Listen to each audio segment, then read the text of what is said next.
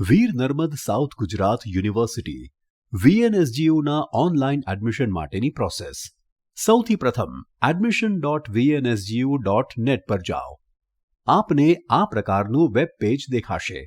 હવે આ પેજ ઉપર અપ્લાય નાઉ પર ક્લિક કરો. જ્યારે તમે અપ્લાય નાઉ ઉપર ક્લિક કરશો ત્યારે તમારી સામે આ પ્રકારનું ક્વિક રજિસ્ટ્રેશન પેજ ખુલશે.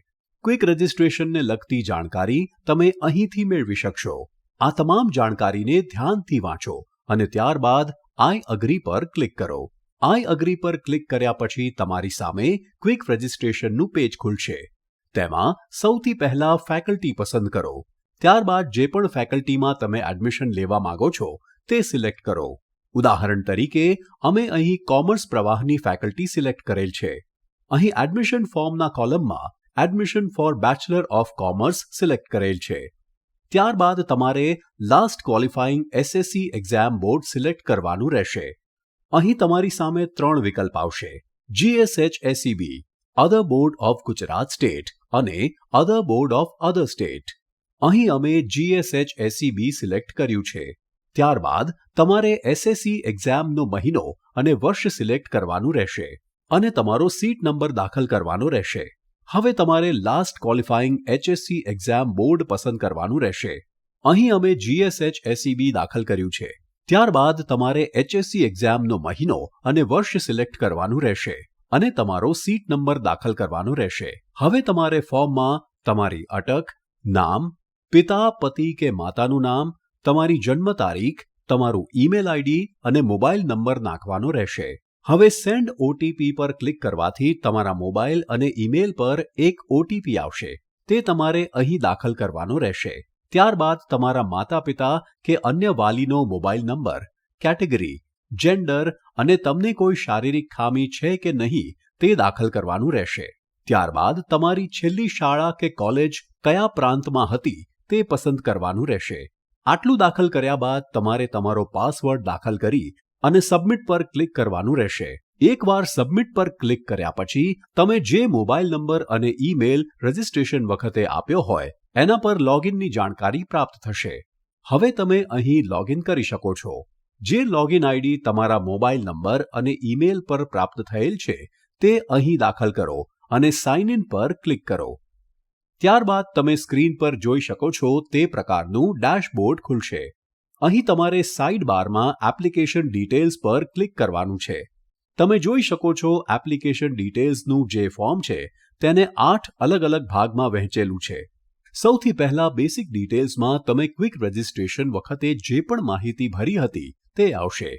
અહીં તમે આ માહિતીમાં ફેરફાર પણ કરી શકો છો. એકવાર તમારી બધી માહિતી ચકાસી લીધા પછી કે કોઈ પણ માહિતીમાં ફેરફાર કર્યા પછી તેને સેવ કરો અને નેક્સ્ટ પર ક્લિક કરો, જેથી સિસ્ટમ તમને નેક્સ્ટ પેજ પર લઈ જશે.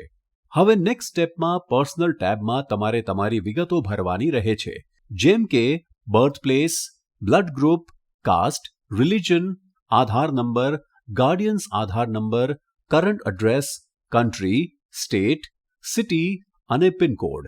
અને જો તમારું હાલનું સરનામું અને કાયમી સરનામું બંને એક જ હોય તો અહીં જે બોક્સ આપ્યું છે એમાં ક્લિક કરવું.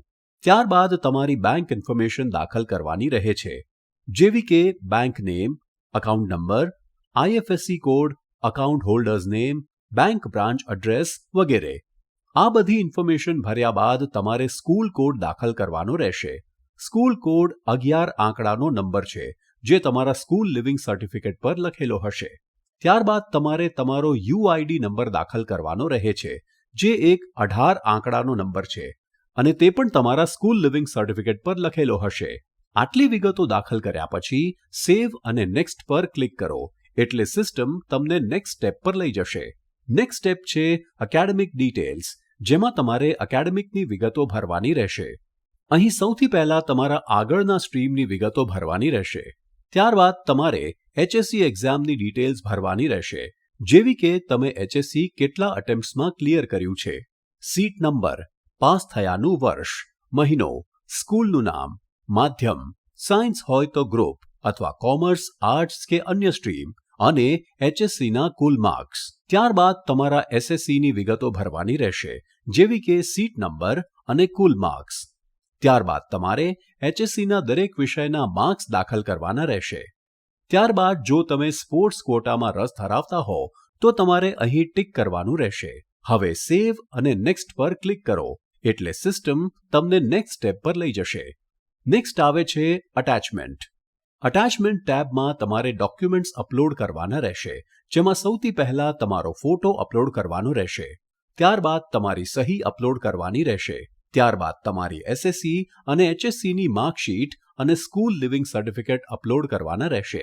કૃપયા નોંધી લેશો કે આ ફોટો તમારી માર્કશીટ, પદવી પ્રમાણપત્ર અને અન્ય પ્રમાણપત્રો પર પ્રિન્ટ થનાર હોય તાજેતરનો પાસપોર્ટ ફોટો અપલોડ કરવો.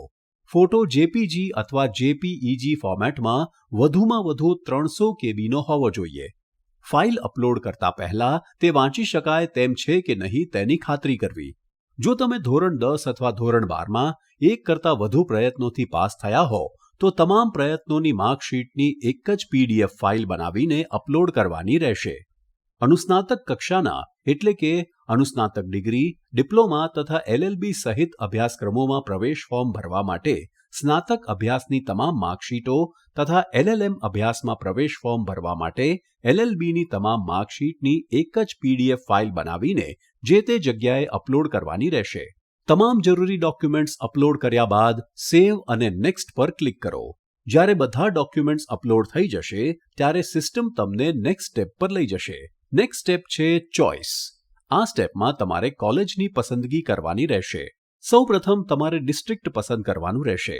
ત્યારબાદ કોલેજ ટાઈપમાં external, government, grant in aid, higher payment, grant in aid, regular payment અને સેલ્ફ ફાઇનાન્સ પ્રવેશ બેઠકોની ફી માહિતી પુસ્તિકામાં દર્શાવેલ છે, જેને વાંચ્યા બાદ કોલેજ કે યુનિવર્સિટીની પસંદગી કરવી.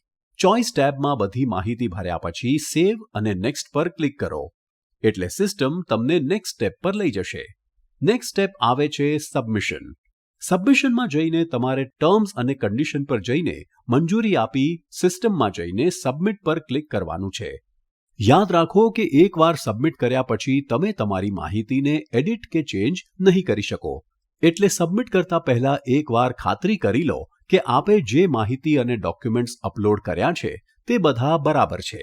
સબમિટ પર ક્લિક કર્યા પછી તમારા માટે પેમેન્ટનું ઓપ્શન ખુલશે. પેમેન્ટના વિકલ્પમાં જઈને આપે પેમેન્ટ કરવાનું રહેશે અને ત્યારબાદ તમે પેમેન્ટની રસીદ ડાઉનલોડ કરી શકો છો. તમારી એપ્લિકેશનનું સ્ટેટસ જાણવા માટે તમે તમારા એપ્લિકેશન ડેશબોર્ડને ચેક કરી શકો છો. અહીં તમારું સ્ટેટસ વેરીફાઈડ છે કે નહીં તેની માહિતી તમને મળતી રહેશે. જો તમારા કોઈ ડોક્યુમેન્ટ્સ પેન્ડિંગ કે મિસિંગ હશે તો તેની જાણકારી પણ તમે અહીં મેળવી શકો છો. આ રીતે તમે ઓનલાઈન એડમિશનની પ્રક્રિયા પૂરી કરી શકો છો. ધન્યવાદ.